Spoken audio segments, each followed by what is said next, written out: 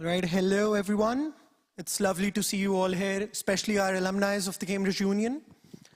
The polls for the election for those standing in the Easter Committee 2025, they're in.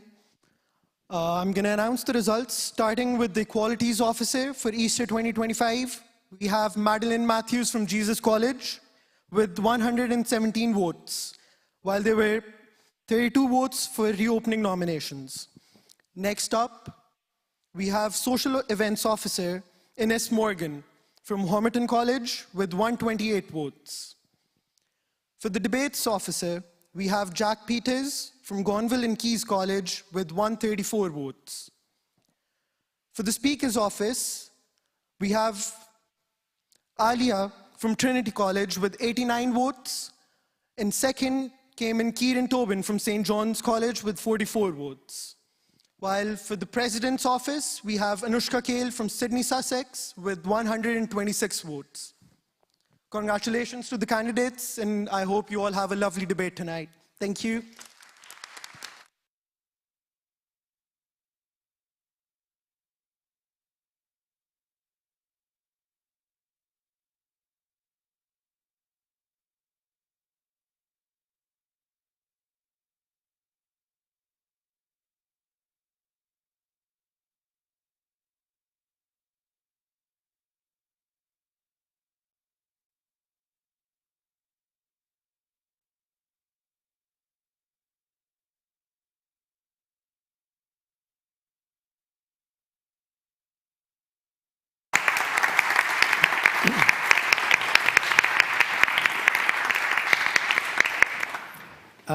Thank you, Mr. President. It is wonderful to be back. There is, of course, a wonderful story about three people who were arguing amongst themselves about what was the oldest profession in the world. And the first one, who worked in the gardens of the Cambridge Union Society, said, well, Adam and Eve were the first people in the world, and they worked and walked in the Garden of Eden, and that's what I do, so I must represent the oldest profession. Ah, no, said the bursar of the Cambridge Union. Before God made Adam and Eve, he brought order out of chaos. And that's what I spend my time doing. So I must be the oldest profession in the world. Ah, wait a minute, said the president of the union. Who created the chaos?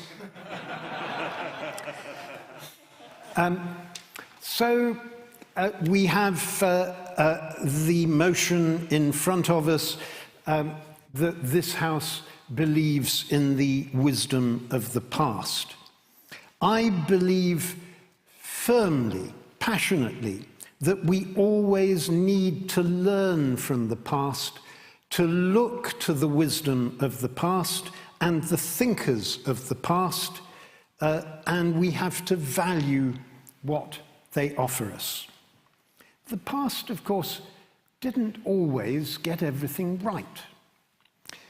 That's actually the whole point, because we need to learn from it and to learn from the mistakes of the past, what went right and what went wrong, because if we, as the famous saying says, if we do not learn from the past, we will be condemned to repeat it. Take for a moment the great museums of our country. These are the treasure houses of our knowledge, our history, our discoveries over the centuries, the things of beauty we have collected and assembled. They are the repositories of our wisdom. And as a result, they help to give us our sense of identity as individuals and as a community. That is why I fought so hard when I was Secretary of State to make all our national museums free to everyone to go into. And next time you do walk into the Science Museum or the British Museum or the National Gallery and you walk in for free, just say a little private thank you to me.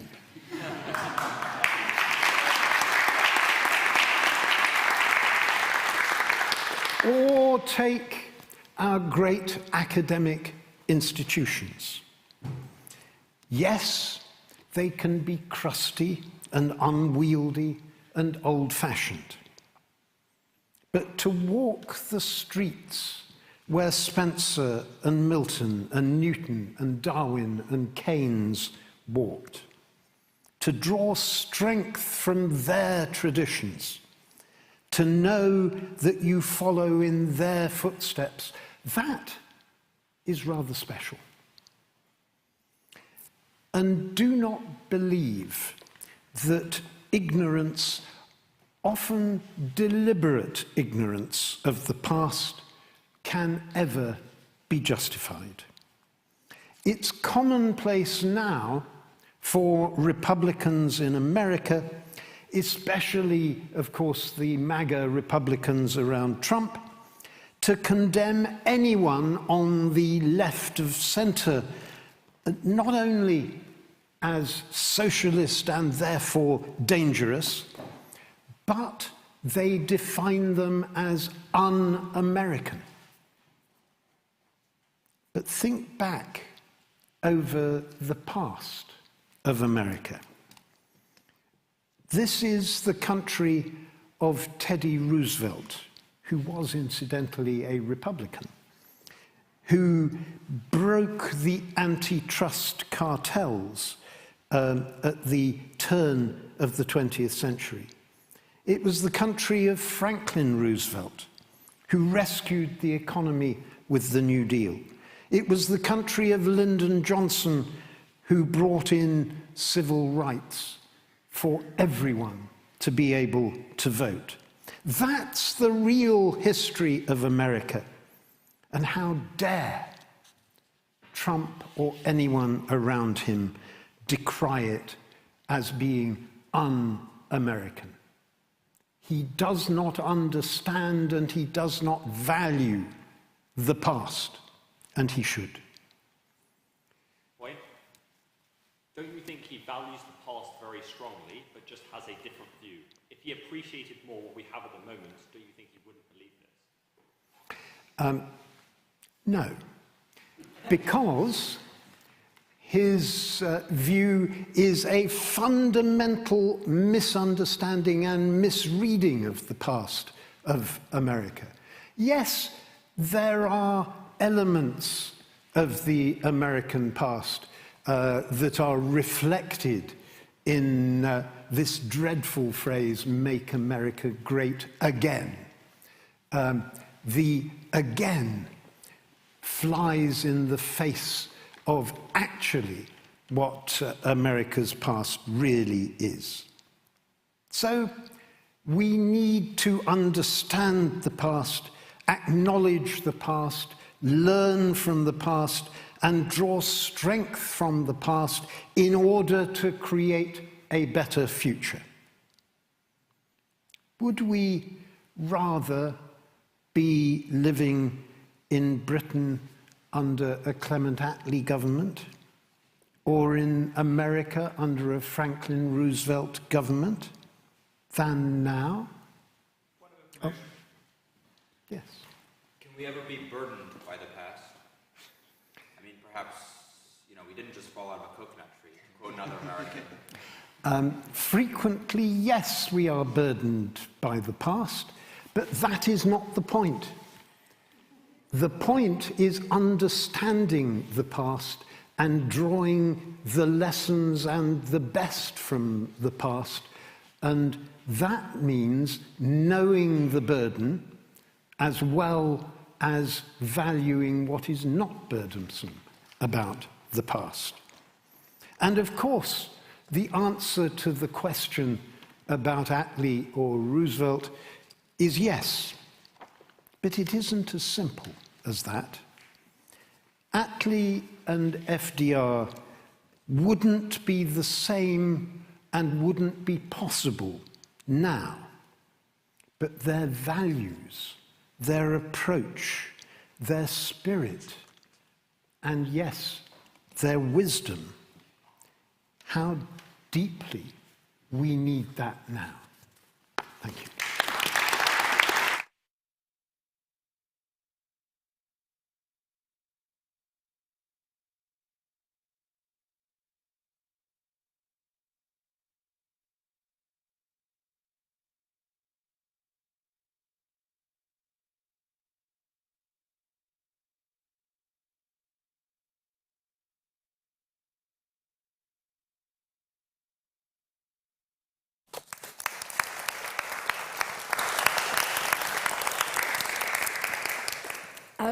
Good evening, Mr. President. I want to start by saying that actually I think Madam President does have a way better ring to it, even if I'm running the risk of reminiscing on the past. I also want to make it clear that when I was asked if I was interested in speaking tonight, I primarily agreed because I longed for the days of a free, three-course, pre-debate dinner, rather than having to scrounge together a meal in the JIP that I share with 10 other people at Christ.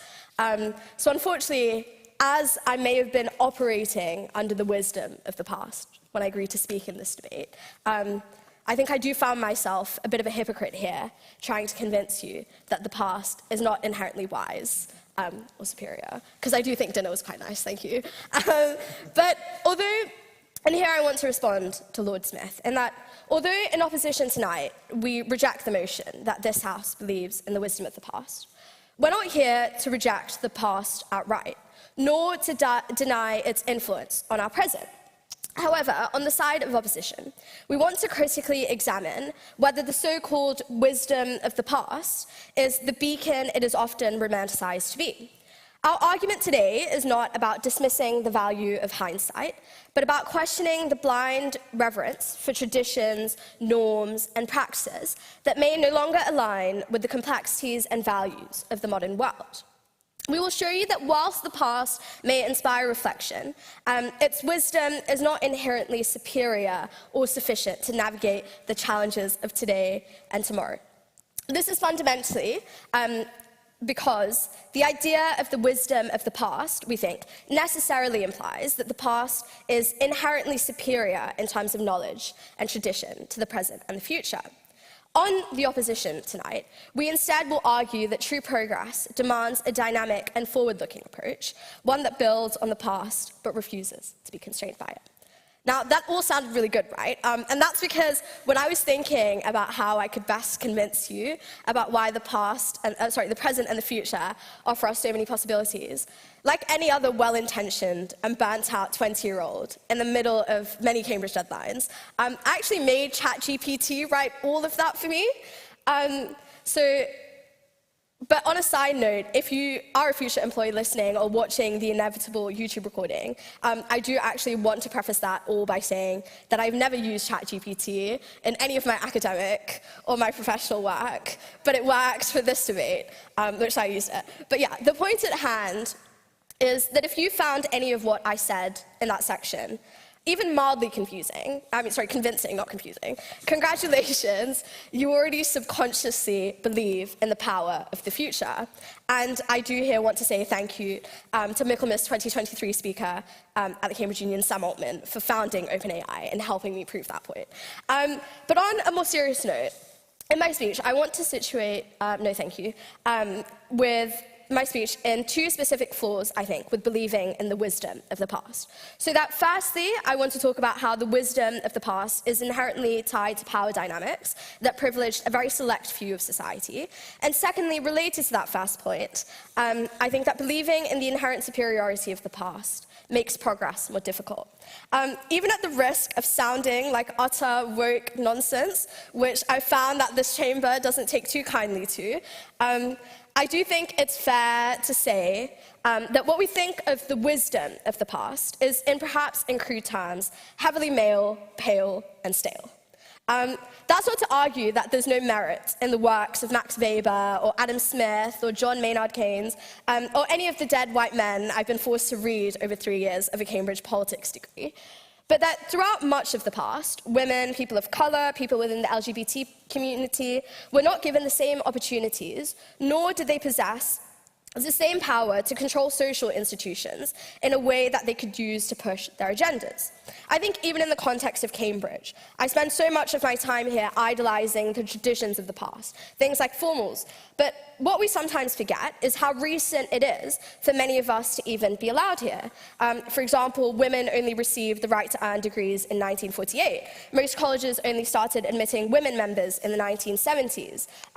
Cambridge was founded in 1209. That means for over 739 years, this was a university, no thank you, ran by men for men. If this house literally believed in the wisdom of the past, all members would still have to attend debates in black tie. I realise this doesn't work since the majority of you are in black tie.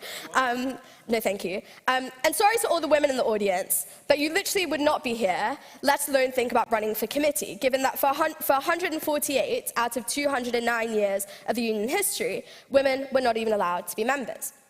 And maybe this is all very tokenistic of me as the only female speaker in this debate, and maybe this is utter woke nonsense. But this is not the kind of past that I think is inherently wise, nor the kind of past that I want to live in. And I think it's within this broader context that we need to remember that when we think of socially progressive movements, when we think of women gaining suffrage or the expansion of civil rights, these were all fundamentally rejections of the wisdom of the past and the idea that all is right. When Martin Luther King Jr. spoke at the Lincoln Memorial, no thank you, or when civil rights activists in the US marched from Selma to Montgomery, they were rejecting the past and the social constraints that this past had imposed upon them. The very idea of having a dream is a criticism of the past for its subjugation, minority groups, and centred on the possibility of a more radical future. And I think, no, you can respond to me in your speech. The people here who believed in the wisdom of the past were the people who threw these activists in jail, who threatened them and beat them because they did not believe that there was anything wrong, and they rather would exist in the past. And again, I want to say that this is all not to outright reject the past. I do think it is important, as Lord Smith said, to learn from the mistakes of the past. But I think this learning and critical analysis does not mean we have to believe in the wisdom of the past, as the motion says we must. I think, like us today, people in the past did not have all the facts or the knowledge or the resources to make perfect decisions. This means, yes.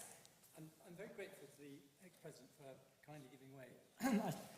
I wanted to ask her, given the excellent description of the progress that's been made in the last 148 years since women were first admitted to this university, and I have to say I must take some credit for this in terms of my personal inheritance, because one of my great-great-great-aunts founded Girton and the other one founded Lucy Cavendish. So I think my family have made a contribution to this excellent progress. What my question is, given that progress, given the palpable importance of it, which we all acknowledge, I hope, on this side of the House, would it not be a shame that in 150 years' time, your achievements and those of this generation were ignored as being of the past? Do you wish to edit out your own achievements in the future? I would suggest that would be a tragedy. I think in response, I think that is fine, because I think when we think of the present as being kind of our achievements, I do think that in the future things change and contexts change. So just because it is an achievement today, I don't necessarily mean that, like, I think in 150 years' time, that is seen in the same way. But I also think that given the motion, even if good things happen in the past, what the motion is saying is that we should believe in the wisdom of the past. And as I was saying, what that means is that believing there is inherently something good about the past, which that doesn't allow us to progress, because progress is fundamentally about rejecting the idea that there is something inherently good about the past. So, when people founded Girton, when your great aunt founded Girton, that was centered on the idea that there was fundamentally something wrong with the past in which women were not allowed to attend the University of Cambridge. So I think in that way, that is a rejection of the wisdom of the past. But back to my speech. I think what that means is, as I said, is that what worked in the past may not work now because fundamentally we live in a different context. In this way, learning about the past is about using it as a resource, not a rule book. It's less about idealizing old ideas and believing that they are inherently wise, and more about evolving beyond them. So, for example, we still would think that the Earth is the center of the universe if scholars like Galileo hadn't been willing to face indefinite house arrest for challenging the so-called scientific wisdom of the past. If we had clung to this geocentric model out of reverence for the past, we'd still be charting stars with a flawed understanding of the cosmos and probably blaming eclipses on angry gods.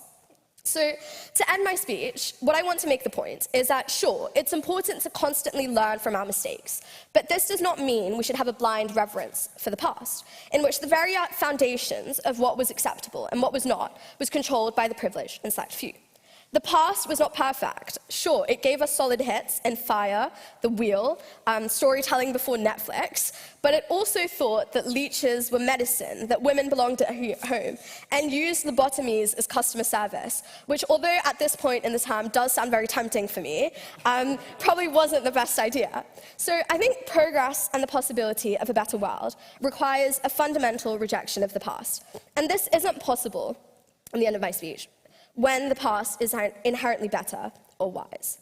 So at times, while I know it may seem like we are living in an incredibly fractured and scary world, that we are running headfirst into chaos, I think we can take comfort in A, hey, at least we can stream it and watch it back in high definition, and B, in hope for a better future, where in Easter 2025, we can once again address the chair as Madam President. Congrats, Anushka, and thank you.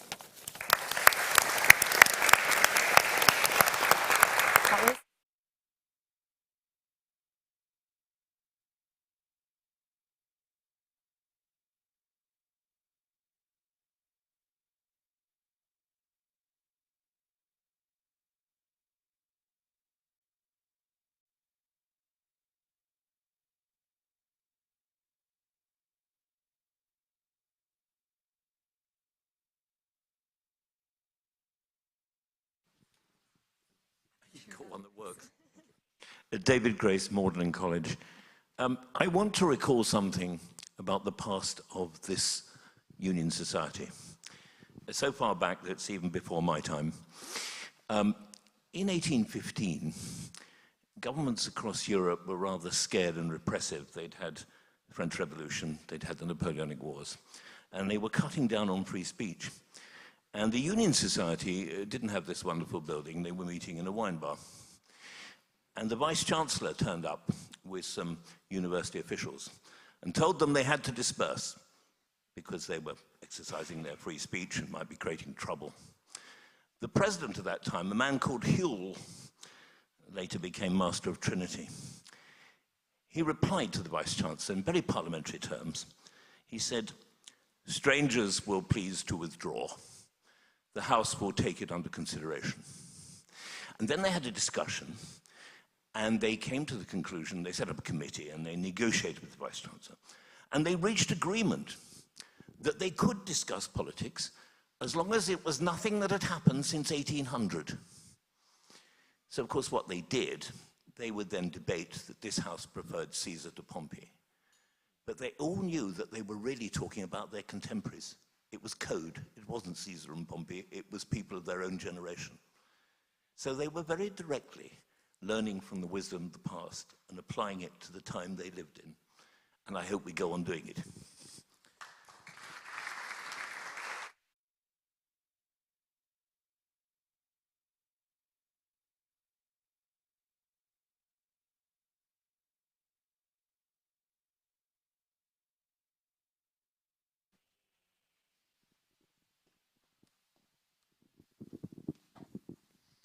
Jonathan Young, Queens. First of all, thank you so much for inviting us this evening for this splendid event. I think it's a truism that every generation has to remake the world.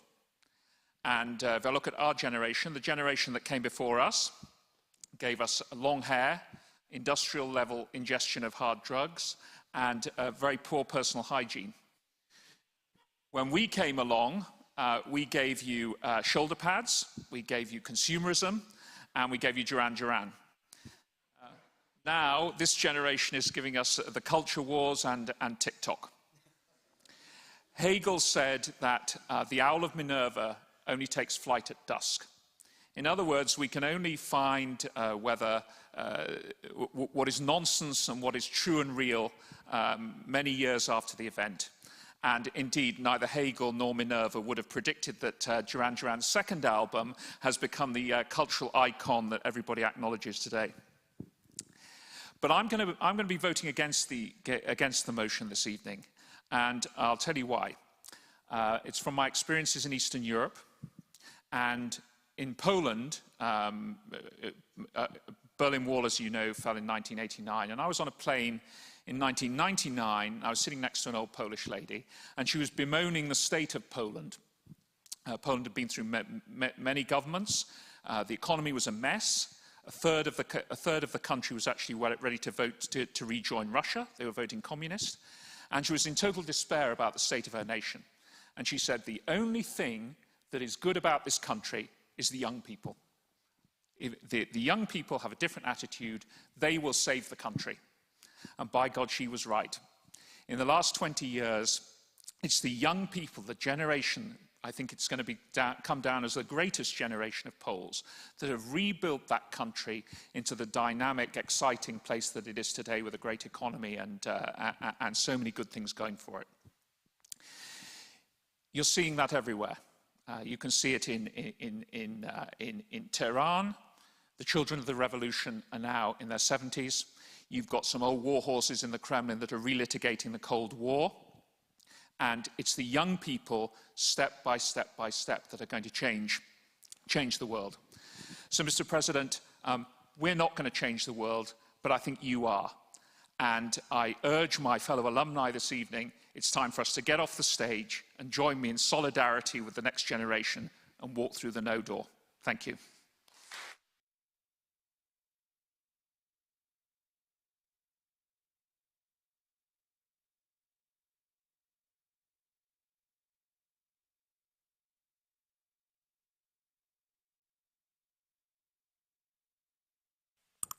Richard Parkins, Trinity College. Unfortunately, as so often when I attend union debates, I find myself faced with a false dichotomy. What we're being asked to do by the proposition is to follow the past. What we're being asked to do by the opposition is to forget about it. Well, we should indeed believe in the wisdom of the past, but we should not repeat its mistakes. So the wisdom of the past is there for us to use, but we have to take it with a grain of salt.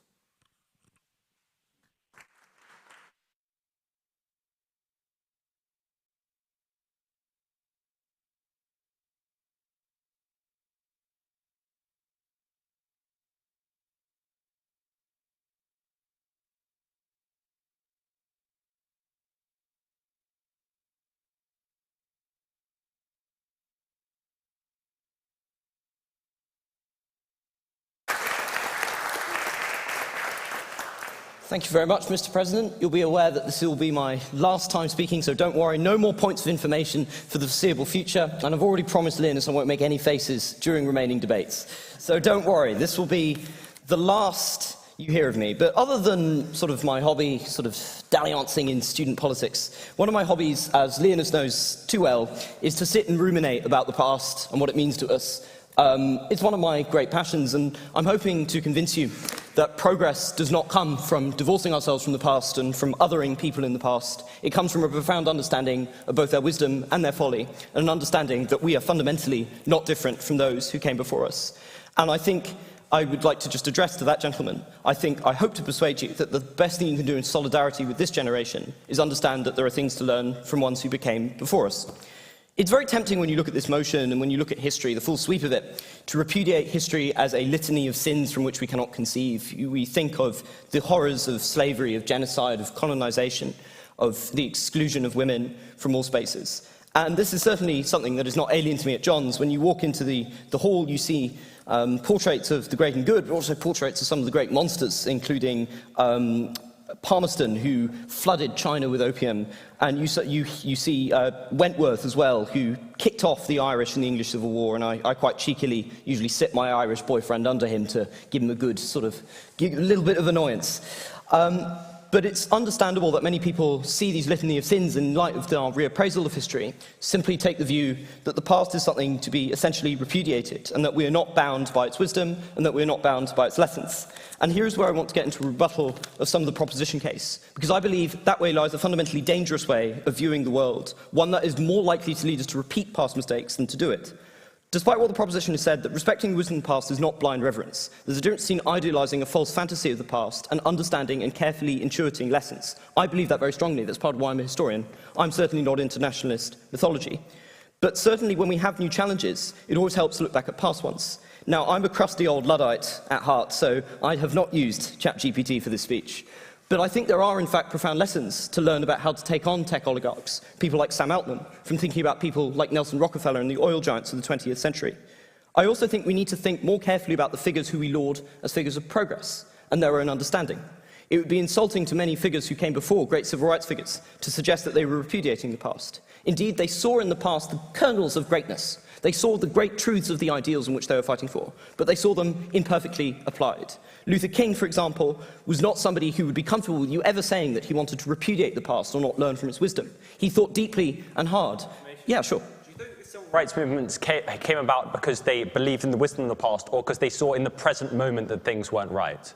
The people who were really successful there were uniquely conscious of the power of the ideals that lay in the past and the mistakes that were made in the past and the hypocrisies that were made in the past. Someone like Luther King was deeply focused on the enduring power of the American ideal. And indeed, it's these... Can I make a bit of progress, Chris? My apologies. I will debate with you later, I'm sure, in standing meetings.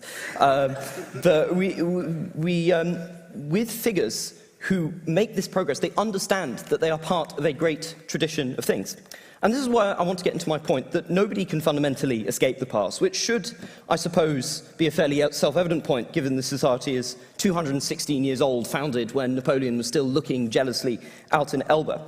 And I think there's a tendency, when we view this past in this way, where we other people for their mistakes and unmoor ourselves from their wisdom, that we simply have in our heads this really comforting supposition that the people in the past are different from us at some fundamental level, that we are more rational, we are more enlightened, we are more liberal beings fundamentally, and that we would not engage in the barbarism of the past. And what we're looking at here is a fundamental presupposition that will bite us in the backside in 150 years. I hate to tell everyone in this room, but the things that we do today will be roundly condemned by many generations who came afterwards. And it's in my interest to try and find out, through my understanding and my activism in politics, what those issues are and how I can help in those fights, to be inspired by figures who I greatly look up to in the past, figures like Wilberforce, who went to my college. Sorry, I just need to make a bit of progress. I want to know how to equip myself for that. But we cannot simply psychologically other people in the past, to condemn them outside their context, to take away rationality and reason from them, and to suggest the past was gripped by kind of massive moral decline and these people are so morally and fundamentally different from us. That is a fundamentally Manichaean and childish way of viewing history, and it takes a more grown-up understanding of history to understand that there are figures of mixed moralities and rationalities in any given era and any given time. And ultimately, we need to look at ways in which that progress was made. And you'll find with those figures, they always had a good knowledge of history, and they always knew the great power and inspiration of those who came before them. I now want to look at the converse. Who in history previously said, or did say, and why did they say, that we should not respect the wisdom of the past? That the wisdom of the past was fundamentally an evil thing? Because this is also, like many things in history, not a new concept. What you see is a common feature of extremist ideologies from, as my speaker outlined, MAGA in the United States to the French Revolution and the Jacobites, is a desire to rewrite the past in their image. It is a desire to destroy people's links to their past and replace it with new customs. I think, for example, of the French Revolution, which described the entirety of pre-French revolutionary history as this evil of absolute royalism and decided that people must not have their customs and they must have their calendar changed.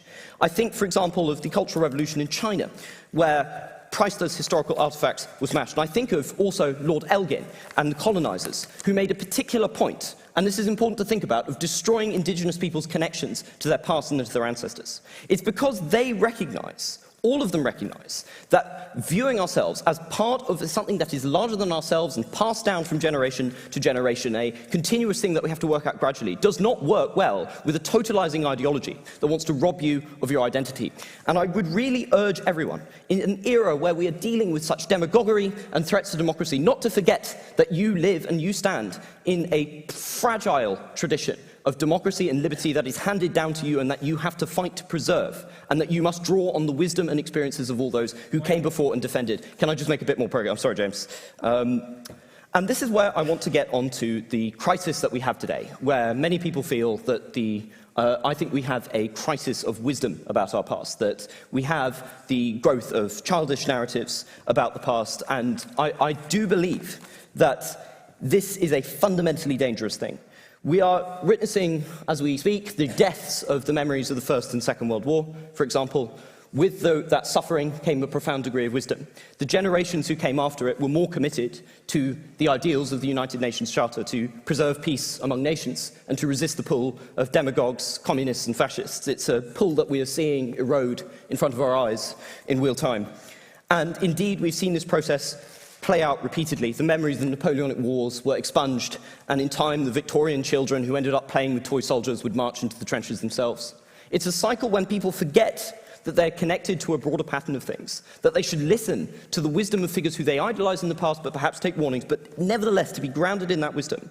We end up in a dangerous place where we perhaps repeat the past. And this is a problem right now. And I think it's not just a problem with the political right, as we've heard from Chris. From my own side, and I'm also a member of Lower I'm the LGBT officer for Labour, so not exactly a right-leaning criticism, but from my own side, this worries me. On the left, we are seeing, for example, a rise of Holocaust inversionism, Holocaust denialism, sometimes even outright rejection of the concept that the Holocaust exists at all. In fact, that has risen to around 20%. So we clearly have a cycle of historical blindness. And I want to connect this to what I believe is this Manichaean way of viewing the past, that you view the past as a set of figures who you cannot draw wisdom from because they are too fundamentally placed into this wrong tradition of things you don't believe, and they are not as enlightened as you. And I think that promotes a fundamentally psychologically dangerous way of viewing your past. It is, as you say, you other yourself from the past. You make the people in the past foreigners to you. And I think that is where there's potential danger lies. And I think a lot of people are losing a lot of credibility in my profession because they see it too much as a moral lecture on the things that went wrong in the past and are completely disregarding any sense of wisdom or inspiration from the great society and the great democracy that we've been able to build together. And I think to rebuild that trust in history, yes, we do need a narrative that understands the sufferings endured by many who have not enjoyed this progress, but nevertheless gives people a sense of hope and a sense of wisdom and clarity about the past, not simply a moral fairy tale of people to condemn. I think that we need this fundamental reappraisal of the past, an honest summation of it, but one that does emphasize wisdom and emphasizes fundamental power of progress. I believe that a belief in wisdom is not unconditional and it's not a dishonest whitewash, but a belief in wisdom helps us avoid the myopia and ignorance of past generations. It helps us from slandering and othering the people who came before us, and it helps us remind us that we are deeply rooted in everything in which we do. There is no person among you who can declare themselves divorced from the past. We all live it every day, and it's important to have a sense of the past that gives you and draws wisdom, one where we learn the right lessons, one where we do not descend into moral fairy tales, and one in which we, in the words of Wilberforce, that we do not give up or despair at the accumulated wisdom of mankind. That is what I'm arguing for. I'm arguing for a history that honestly reflects the wisdom of all of those who made it possible, many of whom bled and died, to allow us to give these speeches in the chamber tonight. Thank you.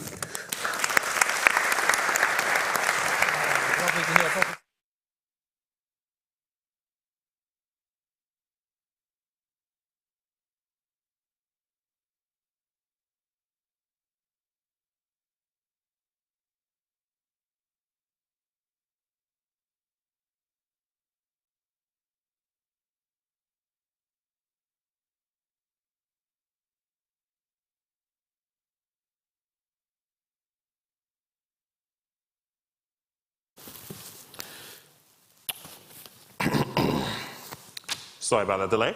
I said just outside the chamber earlier today that every speech I give is a work in progress until I finish the speech. I do not believe in the concept of holding myself to the entire wisdom of everything I've ever thought before, which is why, as these wonderful people on the proposition side today were giving their speeches, you saw me furiously scribbling in my notebook with new, creative, hopefully, ideas. But I want to start by divulging a conflict of interest that I have. The Equalities Officer for our alumni in the audience is a relatively new position. It was established in 2019, so if you were a union member any time before that, I'm sure you have absolutely no clue what it is. And I have to be grateful for the present, because the idea that, the past is inherently wise, our rejection of that here at the Cambridge Union is the reason I have a job. On top of that, it's also the reason that Neha over here became the president of the Cambridge Union as a former Equalities Officer herself. But I want to make very clear what we're arguing today. We're not asking you to entirely ignore the past. We're not asking you to throw away our history books, to close your ears, to stick your head in the sand. We're asking you to reject the idea that just because something comes from history, just because something comes from the past, that it is inherently wise in and of itself. The mere founding of this society in 1815 was a counter-cultural shift. The past that was being revolted against, the orthodoxy that the Cambridge Union was founded to reject, was one that our mission of free speech ran counter to. Go ahead, Sammy. Sorry, this is a bit of a historical pain for us of mine. That's not quite what they believed. They believed they were reviving an old ideal of the past. They were very deeply inspired by the wisdom of Greek and Roman forefathers, this ancient spirit of democracy. It's completely wrong to suggest they were trying to, destroy the past or were not inspired by the wisdom. But I'm not saying that they were trying to destroy the past. I'm saying the orthodoxy at the time, the orthodoxy that tried to silence people here in the Cambridge Union Society, was one that was also built off of a different view of the past. And that actually leads me very well to my next point, right? Because this idea of wisdom, what we take and what we leave from the past, is all very, very subjective. Lord Chris Smith for the proposition mentioned Trump and how he calls certain things anti-American, how he takes certain parts of history and discards others. But when we accept the wisdom of the past, that's what every single one of us does. The history of America is not just its highlights. Trump's view of the past is that of the racism of American society.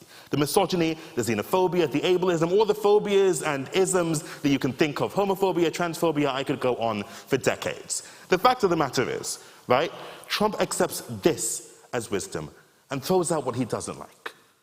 Now, our opponents from the proposition today accept the better part of American history. Franklin Delano Roosevelt, or the people that came and did amazing things for the US as the wisdom we need to learn from. But history, at the end of the day, is not just the good, and it's not just the bad. It's all of it. We can't take what we want and discard what we don't. The motion before the House tonight is not, this House believes in the wisdom of our pet, personal, favorite parts of the past. It's, this House believes in the wisdom of the past. Full stop. This idea that the past is inherently wise, that just because something came before us makes it reasonable and true, is completely wrong. That idea of wisdom, what different people see as wise, is always going to vary from person to person. Two people can say they're drawing from the past. The idea of that free spirit of democracy and also the idea that the status quo is perfect, and come to completely different views, right? For instance, the civil rights movement was to some extent based on ideas of liberty that were born before it. But those ideas of liberty were never made to apply to the people who were leading the civil rights movement. The past did not have space for people like me to express our liberties. And so it was people like me who fought against that idea, that the past was inherently wise, that society was perfect all these years before. Go ahead. I think you're setting a fairly unreasonable threshold. I don't think any speaker here is arguing that you must take all of the past at face value. What you're saying is that what we're saying is there's a value at reappraising the past by looking at what we can draw wisdom from, and that it's a bad idea to dismiss it out of hand. I think you're setting the bar unreasonably high. I mean, you set the bar unreasonably high when you were talking about the opposition, the idea that we were saying that we should reject it all. That's not the argument we're making today. The argument we're making today is that the past is not inherently wise. The motion before the House today is that this House believes in the wisdom of the past. I'm taking the motion at what it says. Now let's go through some of the things that, we didn't have in the past, but that we have now. Things that have allowed us to expand our wisdom. New things that we understand that we didn't before. For instance, we didn't believe in germs until just before the 20th century, and then germ theory came about. and we knew something different. We grew more wise. As Neha mentioned, we'd still believe the sun revolved around the earth. We wouldn't have let women have degrees at Cambridge. All of these were rejections of the idea that the past in and of itself were inherently wise. It was 1928 in which we realized that women also are human beings who deserve to have the right to vote.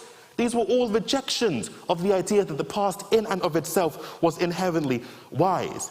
I mean, it was in 1939 that the surgery that makes hearts like mine operational, that allows people like me to still live and stand in front of you today, was originally founded. These were all innovations that came from rejecting the idea that the status quo, that the past in and of itself was inherently correct, was inherently good, or was inherently all that we needed to know. And they were all rejections of the idea that tradition and history in and of itself make wisdom. We don't stand before you today to condemn the whole past. It's Manichaean to assume that rejecting the inherent wisdom of the past means rejecting the past in and of itself. But we are rejecting the idea that when something, has come from the past, just because it comes from history, it in and of itself is a sign of wisdom. When we learn from the past, we learn from the mistakes. We learn from the things that were unwise. If we wholeheartedly accept that history equates to wisdom, then we preclude the type of progress that has come in all the years before us. There is a reason that we say that people who do not learn from history are doomed to repeat it. We do not say that they are enthusiastically going to recreate it. At the end of the day, the past in and of itself is not a sign of inherent wisdom. It instead is something that is constantly changing, constantly moving, and constantly shifting. But you make people in the past foreign by revering it to some, time-old tradition that we must obey. You make people in the past foreign by refusing to accept that they were not entirely wise. You make people in the past foreign by assuming that history makes that history and tradition makes wisdom in and of itself. Again, when we come before the House today, our argument is not that the past in and of itself is unwise. We're not making these sweeping judgments. That's not what we're here to do. We're here to understand that the past is a complex being, that history is complex, that the world is ever-changing, ever-moving, and ever-shifting. And we can never say that just because something has come before us, that it is inherently right, that it is inherently wise, or that it is inherently correct. Once again, we wouldn't have so many things if it weren't for the fact that we recognized that history didn't equal wisdom. We wouldn't have planes. Neha wouldn't be in this chamber all the way from Australia because, we wouldn't have that technology, right? We wouldn't have, iPhones. We wouldn't have the microphones that allow me to be heard even when I'm wearing this mask. Go on.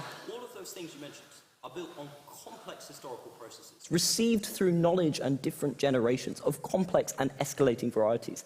They are all dependent on drawing on the wisdom of the past. But this is the thing, right?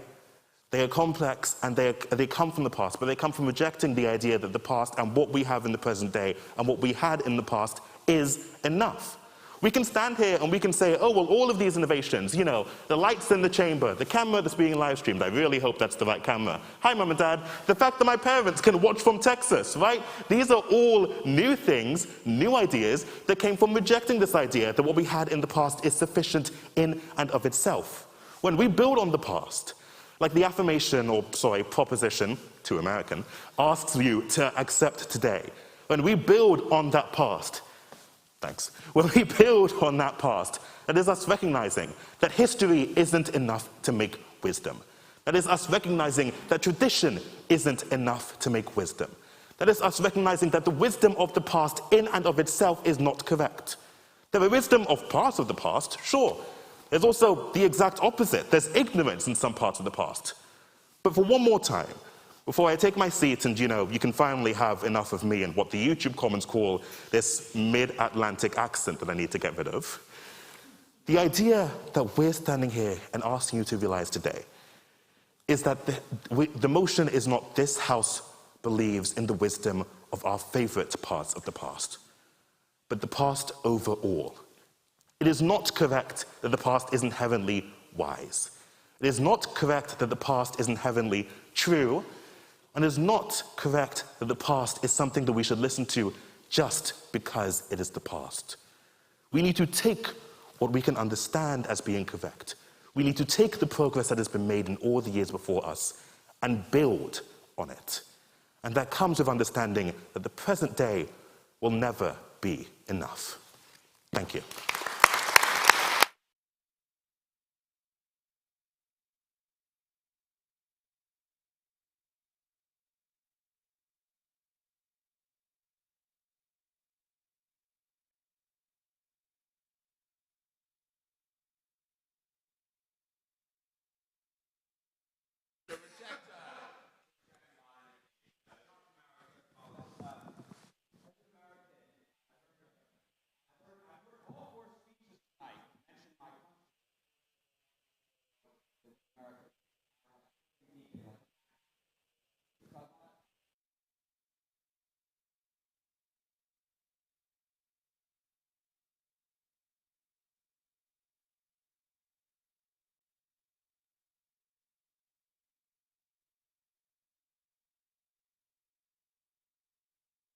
Britain. I mean, I mentioned a bunch of stuff about this country.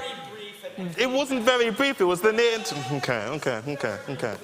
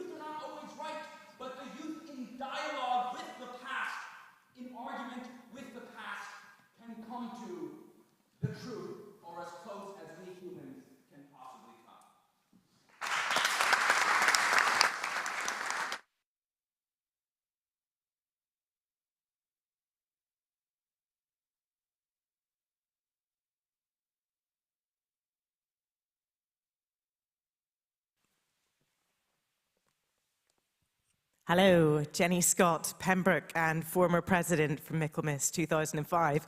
What a speech to follow. I have to say, I will not be all bells and whistles, but I hope that I will have a good mixture of, comedy and things to make you laugh, make you smile, be memorable. So I will say all of the talk this evening about ChatGPT reminded me of when we got Copilot at work. So I don't know if you're familiar with Copilot. This is the Microsoft collaboration tool to make your life easier and faster. Absolutely love it. So the first thing is, whenever you ask Copilot through Teams to give you a synopsis of a meeting or something like that, it comes with a tagline that says, warning, this response has been generated by AI. Take everything that we say with a pinch of salt. And generally, it gives me a really good answer. Like, 9 times out of 10, it gives me a really good answer. But why does it give me a warning? It's because its training data sometimes has bias in it.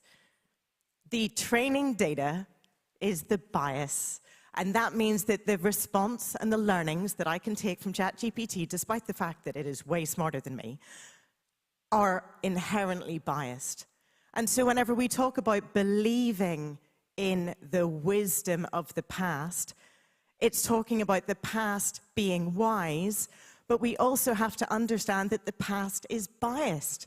It's about the voices that got recorded. It's about the voices that even were empowered to speak. And so this is important for 2 reasons. Because it provides the frame for the present. We feel what we can do and what we can say is based on the frame of our understanding of what's gone before. And if the foundation upon which we build the future is cracked and all winky-wonky, then the future that we build is unstable. And so that is why I will be voting against the motion this evening.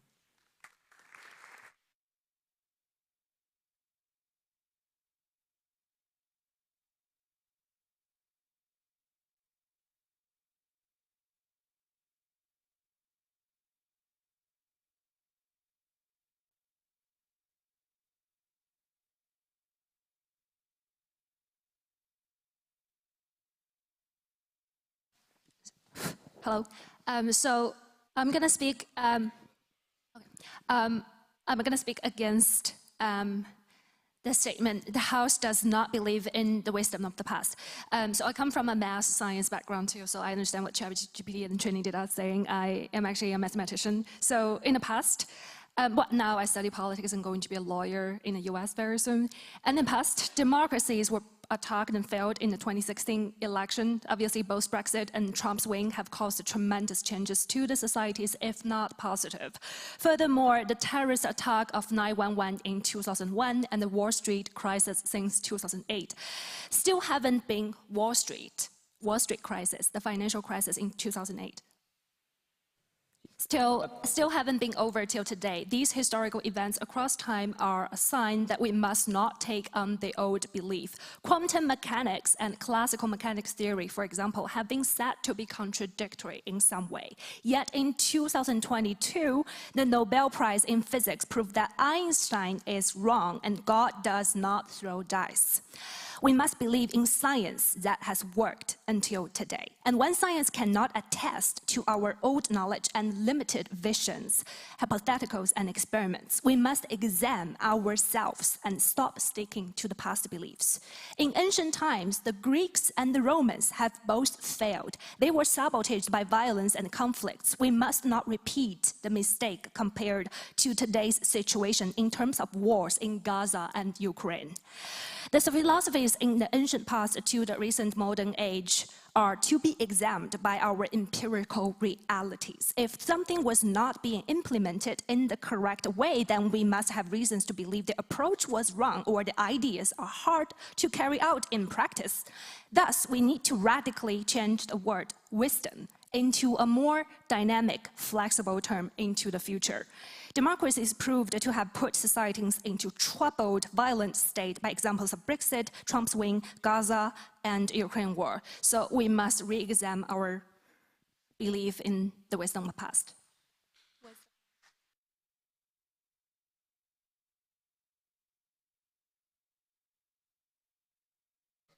Did he want to say something? So I flew from New York to attend this debate. I applied. I know Leonas. My name's Elizabeth. I actually went to UC San Diego as a math major. I used to go to high school at Cambridge, the small town. And after 2016, though, I moved to California. Then, yeah, so I come back every year and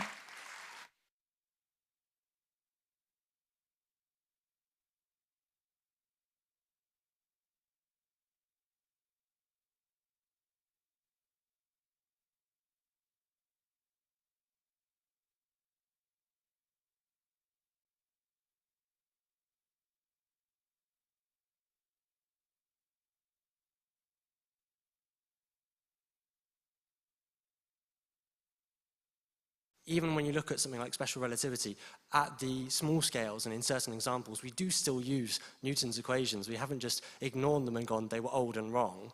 We still use them where they are applicable. And from there, I can start to get into some more detail. What is a story? We look at fairy tales as children, and as a child, you may take it literally. You may go, oh, I shouldn't go into the woods because I may find a witch. But of course, we know that we aren't going to find one. It's more about the lessons that we can learn from it. It's all about the lens with which we see it. If we look at someone like Winston Churchill and judge him by today's moral standards, you might find him to be a vile man who was racist and bigoted. But you look at him in the context of the time and you say he did something good for his country. Yeah?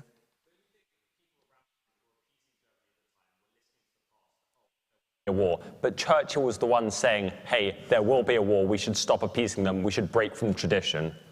Well, I'm not saying he's perfect, I'm just talking about one particular example of his character. In addition, while we maybe say, like a lot of people have said tonight, oh, the modern generation, blah, blah, blah, but the modern generation, in every single generation, has said pretty much the same thing. For as long as writing has even existed, back in the time of stone tablets, we have records of people and their parents going, oh, the children of today, they're also rambunctious and disagree with us and so on and so forth.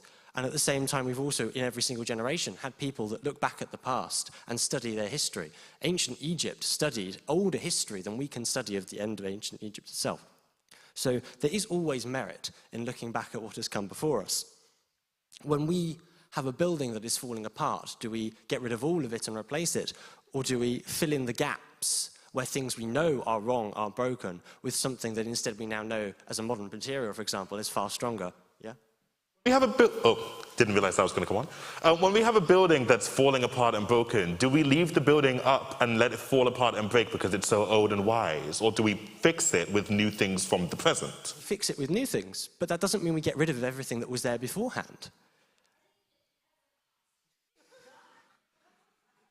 Well, you run a cost-benefit analysis. You look back at history, and you don't look at it with reverence. You look at what the wisdom was, and you take from it what works, and you get rid of what doesn't.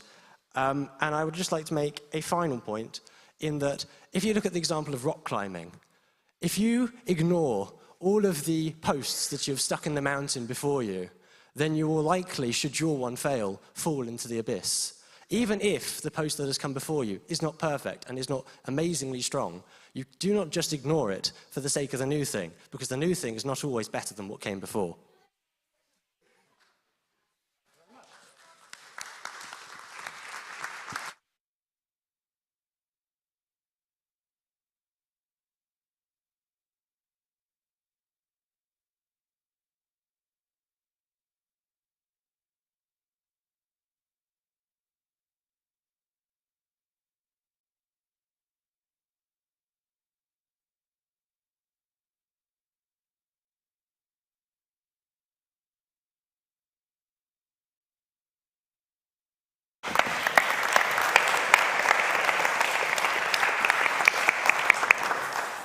Mr. President, ladies and gentlemen, fellow officers of the Union, first of all, can I say thank you very much for giving me the great honour of speaking in my first paper speech in quite a while. In fact, I think I must acknowledge at the beginning that I have an interest in our side of the argument, because when I was last making a paper speech here, Margaret Thatcher was Prime Minister, Ronald Reagan was President of the United States, and the hand of God was yet to prevent us from winning the World Cup. It was months away, and if I'd known it at the time, I would have been much sadder than I was. I'm very grateful also initially just to thank several members for excellent interventions in what's been a wonderfully lively floor debate. I have to say, it takes me back to the best of the Thatcherite era. I'm particularly grateful to the Equalities Officer-elect for making an excellent speech on our behalf. I thought everything he said was entirely supportable, and all of it said the importance of the past, the wisdom that can be found in the past, not necessarily all of it, was there. So I was enormously grateful for that energising of our argument from the other side, somewhat unexpectedly.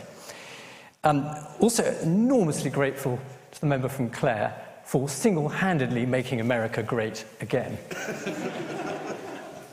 And also particularly grateful to the last speaker, on our side of the House who mentioned rock climbing extremely appositely, if I may say, because one of my arguments this evening, and this is a very cheap shot really, is to show my enormous respect for the person who proposed this motion, the Master of Pembroke. Because as it turns out, the Master of Pembroke, when he was a Member of Parliament, was the first Member of Parliament to climb all the Munros. That's all the mountains above 3,000 feet in Scotland, to those of you who don't know. So, a rock climbing analogy was not only apposite, but thoroughly appreciated by all of us on the front bench here. Now, I find the course of this debate somewhat frustrating. And that's partly because I haven't spoken in a paper debate for a long time, so I have to learn the new discipline of sitting down and being quiet when other people are speaking. Something which you will find very difficult next term. And that's a compliment. An excellent speech from a fellow historian from St John's College. What more could you want? And I also look forward to the treat of a person speaking from Keys, which is my father's college, so I feel loved all around. So if he does a very good job, then I'm pleased, of course. But to recap on the basics first, the motion does not require us to agree that the wisdom of the past is exclusive. Nowhere in the motion is there a claim that only the wisdom of the past is what we should believe in. That's very important because when you're debating a motion in a debating chamber, you are perforce limited by the words on the order paper. That, with respect to you, Mr. President, and I'm sure you know, is the point. If you shift the ground of the debate, that is a bit like putting your hand on the ball as it's going into the net of the opposition. So it's very important to start with the proposition that it is not an exclusive claim that we should believe in the past, but it is nonetheless very important that we do. Similarly, it is not necessarily a benign thing. The past is, as has been eloquently disposed by both sides here, is far from benign very much of the time. And I would argue that is partly the very point of the motion. And also, slightly more subtly, the past isn't fixed. Any of you who study the study of your own discipline will know that your discipline is very mutable. I studied history, and I have been had my breath taken away by the changes in the interpretation of facts, so-called, in our historic past. You don't need me to take you there, but we will all be very well aware, and particularly in your own discipline, whether it's history or something quite different, that the discipline itself is mutable. So, in other words, the importance of the wisdom of the past is not something which is fixed, immutable, carved in stone. It is something which evolves with us. And some would say that the understanding of the past is evolving even more quickly than we are evolving ourselves in the present. Also, and this is also essential to understanding the basis of the motion, the past is not above dispute. And I mean that in different ways. The past is not above dispute in the sense that we may not agree what happened yesterday or last year or 10,000 years ago. But also, once we have agreed, if we agree, what happened in the past, we may well not agree with what we make of that past. Now, all these things essentially broaden the river channel which we're talking about. They turn the past into something which is alive. Something which I will go on to show historians have debated to the degree that it shows there is an organic quality about the past. That's very unsettling. It's often something that frightens people. It certainly can frighten me. But it's very important in terms of the motion to understand that the past is not a single thing which is gradually diminishing. And in fact, as I said in the intervention, I was most grateful to the proposer for letting me intervene. What we are deciding now, what my great-great-aunt decided in 1878 in founding Girton, Those are things which were at the time in the present, not the past. They are now in the past, and they are most instructive. And I would argue that it would be a great shame if the House decided that it mattered not what those things did, how they were achieved, why they were done. Why did my great-great-aunt turn her life into a mission to create Girton? I wish I could answer the question, but the most important thing is it was something which happened in the past, and it is of consequence today. Now, I mentioned briefly earlier on our proposer, Lord Smith, and I want to, if I may, use his record in public service as a serious argument in favour of the motion. Now, as you may know, it is, and it's well known, Lord Smith was the first member of the British Parliament to openly acknowledge that he was gay. Now, nowadays, that can seem quite a tame thing. But believe me, in 1984, it was anything but tame. It was a sordid sort of tiger patrolling the media.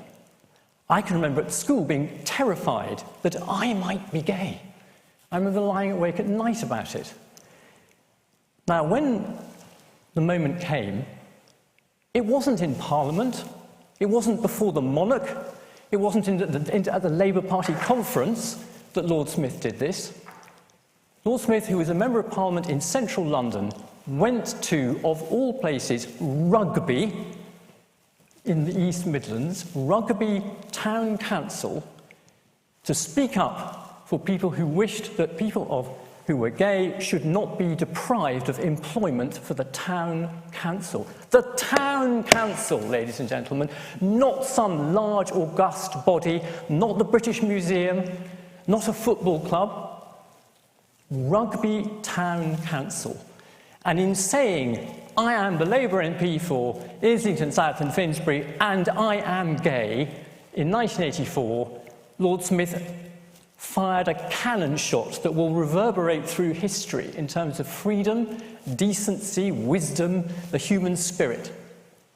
Now, if that wasn't something from the past that we should be bloody proud of, I'd like to challenge anyone.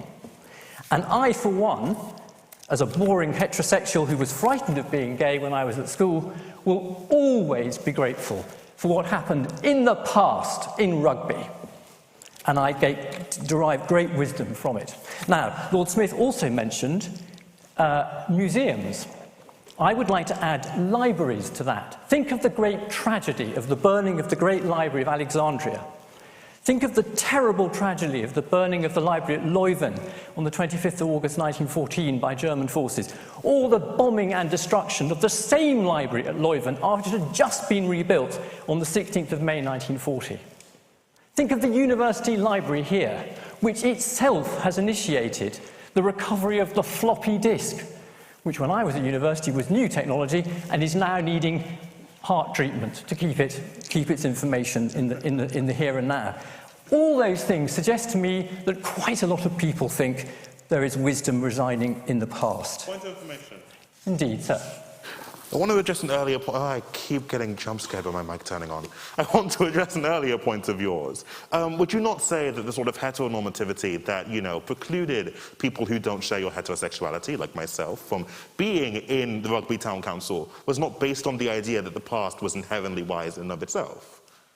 What I would say is that the actions from 1984, which are in the past, were extremely important and instructive. And for that reason, and that reason alone, this motion should be passed this evening overwhelmingly.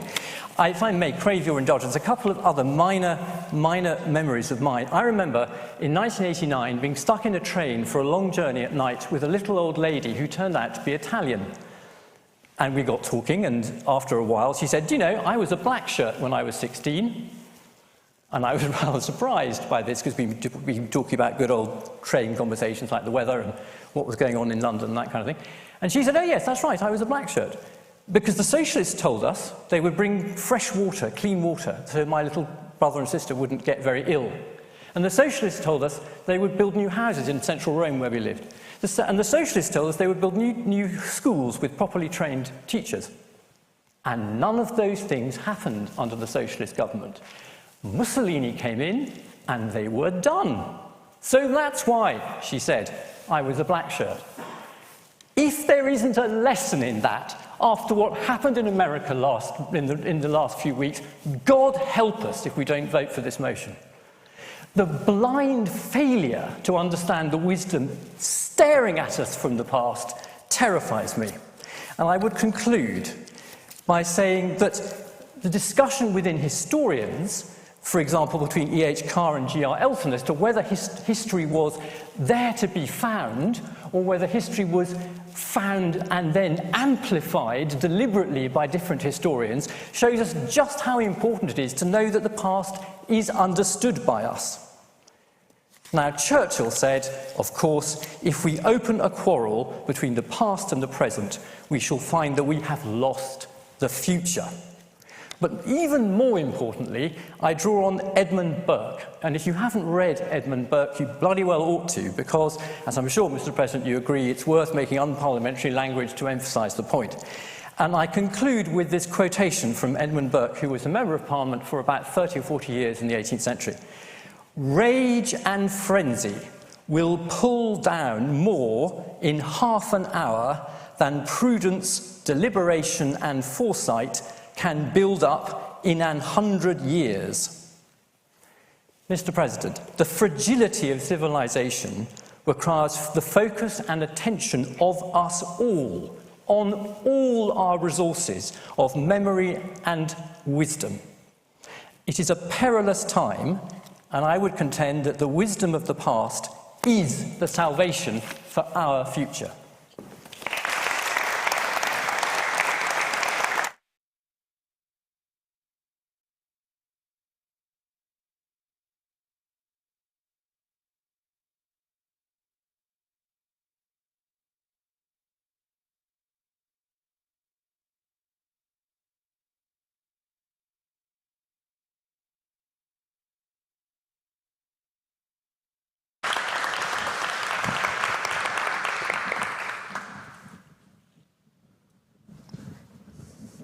There's going to be a couple of things I'm going to be addressing, starting off with this idea of what is going to actually change when we get this change in the wisdom from the past and what we'll be placing it towards instead. So I tell you that how this actualizes is when people are thinking about decisions to make in the present, they choose that they are going to have to prioritize something. They can prioritize what their intuition, what their belief, what their thinking is telling them in the moment, or they can shift more weight onto listening to what has happened in the past. That is what the change is going to look like. We tell you then that it is on our side very clear that it is better when people are thinking about the present rather than thinking about the past for this. We hear a lot from the government side this idea of opposition isn't addressing the motion because there are good parts of history that you can learn from. But we tell you that the third speaker for proposition himself says when he tells you that history is subjective, he is proving our case for us. My colleagues have already told you about what Trump is like. Trump believes that he is following the past. If you are going to believe that we should have wisdom from the past, that means that everyone in the world will spend more time thinking, I believe more, I should care more and put more trust in the past. We tell you that then, what this motion isn't changing is the subjective view that people have. This motion is not changing that different people will have different perspectives of the past. Presumably then, on government side, they do have to defend people's individual views of the past being the thing that they are providing more wisdom and providing more respect towards. I think we were arguing people should think more about the past. People are historically illiterate, 20% don't even know the Holocaust happened, and people are woefully unaware of many things in the past, including this kind of sweeping condemnation of all that came before it. So don't you think that people who had more historical literacy might be more predisposed to avoid the kind of mistakes of extremism that we're seeing grip those without historical knowledge? But you talk about this historical knowledge, but the motion is about listening to what people's history views are. There are lots of historians. You can find historians that will be apologists for the slave trade. You can find historians that will apologize for any event in the past. People's view of the past is what they believe it. Trump thinks that he has a great understanding of the past, and he thinks that he knows this is what America looks like in the past. We should take it back to that. We tell you that like you're going to have to accept on government side if people are giving more credence to what their views of the past are, and you yourself have said that the past is subjective to different people, you are going to have to accept that you're going to have to bite the bullet that if all people are trusting it more, they will likely be misguided by it. On to this idea that we heard a lot about taking lessons from the past. I would point out that it is just assumed by most people, oh, the lessons we take from the past will be good ones. But I would note, on our side of the house, what we tell you is that when people are going to be thinking using their intuition and thinking about it more rationally rather than putting an interest in the past, they will be able to come to positive outcomes anyway. What this might look like is we're not supporting Ukraine because, oh, in the past appeasement didn't work, so we shouldn't appease Russia now. We are supporting Ukraine because it is morally right. What that means is we don't need to rely on this understanding of what went wrong in the past, because we can use our own intuition, we can think about it now, and we can understand it ourselves. But what are the bad lessons that a lot of people take from the past? They take from the past, as my colleagues have already said, there have been genocides that have been got away with, like genocides of indigenous people in America, like Stalin's famine. Now look at the present, people like Assad in Syria committing genocide, believing that they're going to get away with it because that's what happened in the past. It looks like things like slavery, where proponents of the slave trade are still unpunished, are still able to take global dominance in today's world. What this looks like, what this looks like then is people seeing this historic injustices going unpunished and the countries that perpetrated them being successful, and it looks like them copying that. That is what's taken when people believe more in the past. And then thirdly on this then, it looks like people misjudging what we should take from the past. This looks like the West having bad involvements in like Vietnam and Afghanistan, and now being too scared, their population being too anti-intervention, that now they won't take a stance on, let's say, Venezuela invading Guyana or the humanitarian crisis in Sudan, because they take the wisdom from the past that, oh, in the past, Western interventions haven't worked and have gone badly, and they take that wisdom and they use it today and they give it too much credence rather than going situation by situation and saying, if we intervene here, this can be good. What does this mean then? This means that this idea that we get from government that the lessons are all going to be good and the lessons are going to improve the current world just isn't something that is true. In the cases when the lessons are good, we would probably get this anyway, even if we didn't care about the past, because when they are good lessons and when they are good outcomes, we would get that better on our side when people listen to their rational selves. To go through some more of what the government said then, this idea that success, or like the second speaker talked about how success comes because of the knowledge of past issues. And I would tell you that when they give you the example of like the civil rights movement, this just clearly isn't true. I think just on like an intuitive level, think to yourself, do you think that the civil rights movement succeeded because of what happened in the past, or it succeeded because of the people in the moment who saw the injustices in the moment? What people cared about then was their current present day lives, and it succeeded because people prioritized that over anything else, and they rose up against the people that had looked at it from a past perspective, having the idea that the past was better. That was what most of the opponents were saying that, oh, we should trust the past. Things might get worse if we stray away from the past, so we should be unwilling to change it. I think it's very clear from the whole opposition bench that we get the best outcomes when we don't listen to the past and when we are willing to stray away from this preconceived knowledge. Have you ever listened to any of the speeches of Martin Luther King, which are redolent with Lincoln, with the past of American fights for liberty, with the Bible and everything in it? That was what gave him the power of oratory and the force of his ideas. And that was derived from the past. So let's be very clear on what the difference is. He did that because people cared about the past. He had to refer to Lincoln and people like that because that is what people believed, because people believed in the wisdom of the past and that they should be following that. Our side does not mean that Martin Luther King can't give great speeches. What it looks like is he is able to give speeches based on knowledge and understanding of the present world. He's able to give speeches that people will listen to based on the understanding understanding of the present world. The entire problem there comes from that people will only listen to him and people will only follow his words when the words are based off, this is what the past looked like. If we remove this prioritization, as my colleagues have told you, this glorification of the past that comes when we have an emphasis on the belief in the wisdom of the past, at the point at which we're able to end, in a second, at the point at which we're able to stop this is the point at which we're able to get faster positive outcomes, faster movements of social change in society. I'll take the third speaker. Very grateful to the opposer for giving me a bit of time. I wanted to ask him two questions. The first one is, when did he hear us say that the past was glorified or exclusively good? We've all three of us been at great pains to point out the complete contrary of that position. So I think that does rather deal with that argument. But possibly slightly more simply, I'd like to ask him, when did he last make a decision which didn't refer at all to the past? Well, so on this first question, you yourself said in your speech, past understanding is subjective. That means that when Trump has a subjective understanding of the past, or a dictator Putin has a subjective understanding of the past, that Russia should have the ownership of Ukraine, then you are proposing that they should listen to that more. It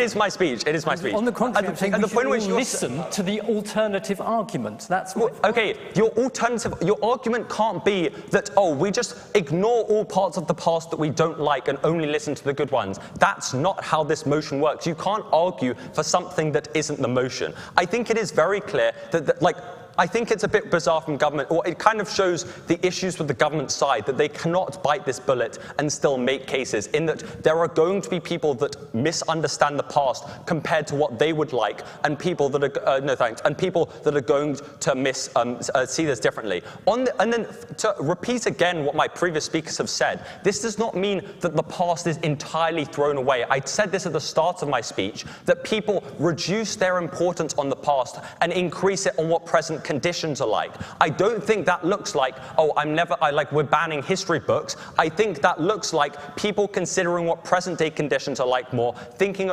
deeply more about that rather than hawking back to what the past is. So why then should you vote for opposition side in this case? I've already pointed out that this idea that like the central theme of government, that the government side, that you need to take positive lessons from the past, often isn't actually necessary. And secondly, how in a lot of cases the lessons taken from the past are going to be negative ones. That means that when on opposition side we explain to you how we get faster and better social change on our side, when there are less people resistant to change because there are less people that emphasize the wisdom of the past and are more open to changing the present, that is a clear impact that is much better on opposition side of the House, and so you must vote in opposition.